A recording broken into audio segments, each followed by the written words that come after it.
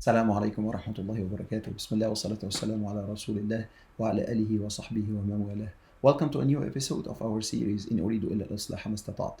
And today our topic continues to be in the realm of the family reform. And in particular, we're talking about marriages. We're talking about reform beginning with the heart. So, what if I told you that one of the most powerful forms of reform begins with something that is as personal as your marriages?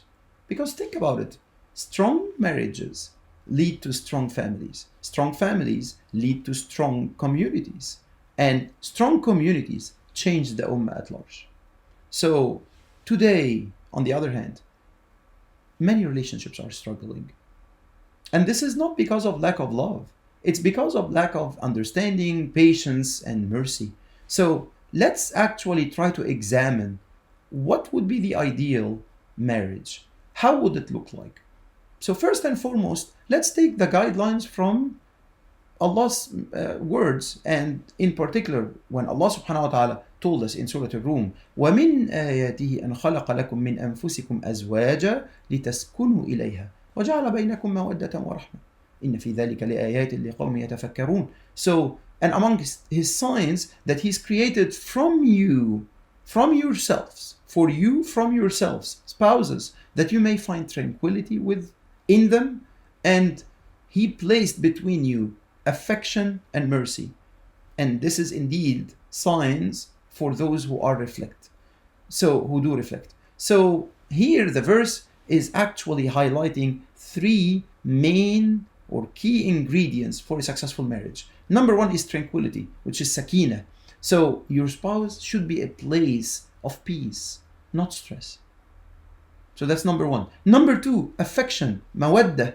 So love isn't just about feeling, it's about actions, and that's affection. And mercy, because the strongest relationships are built on forgiveness, not on perfection. So, and these are three major steps or major components, major pillars of any successful marriage. And the second point that I want to make here is marriage is a responsibility, not just a relationship. So here the Prophet ﷺ is telling us and educating us about the role of every man towards his spouse. خيركم خيركم لأهله وأنا خيركم لأهلي. The best amongst you are the best to their families, and I'm the best amongst you to my family.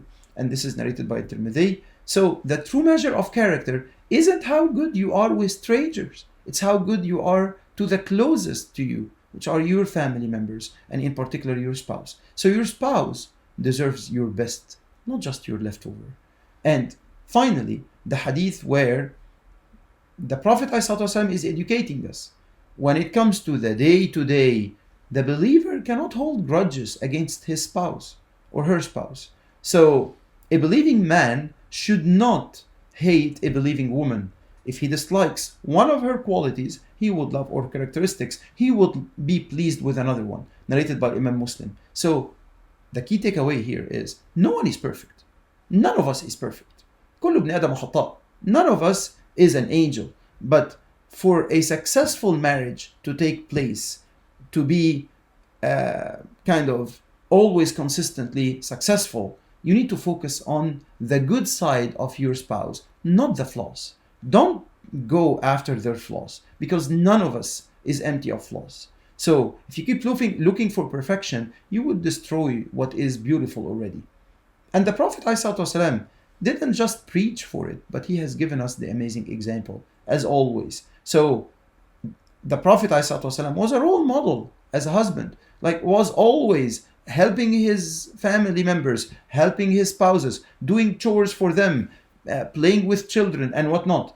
But also the other way around, when our mothers and the mothers of the believers did demonstrate this, and beyond just being good to their husband as the Prophet ﷺ, as a man, but more importantly, look at how a successful marriage can lead to successful societies in action. Look at the Treaty of Hudaybiyah. Look at Salama radiallahu anha, when she has given the advice of the Prophet to the Prophet ﷺ to take off his ihram. And this advice was a critical one for the entire Ummah because it did lead to the eventual success of Sulh al-Hudaybiyah, the Treaty of al-Hudaybiyah. So ask yourself, am I treating my spouse the way that I want Allah to treat me?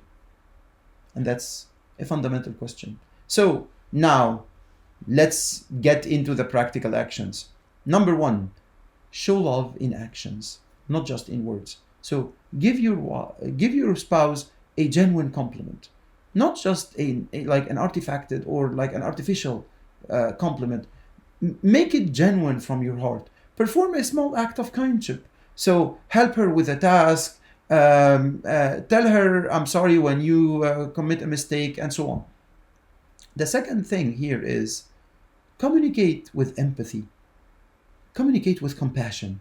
So listen before responding.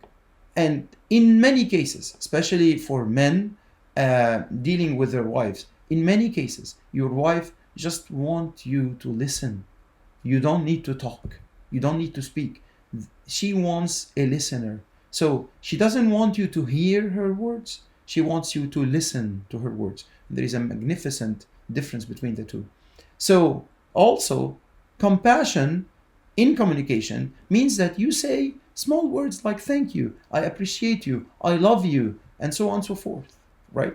And the third thing, or the third aspect here, third practical action is when it comes to conflicts.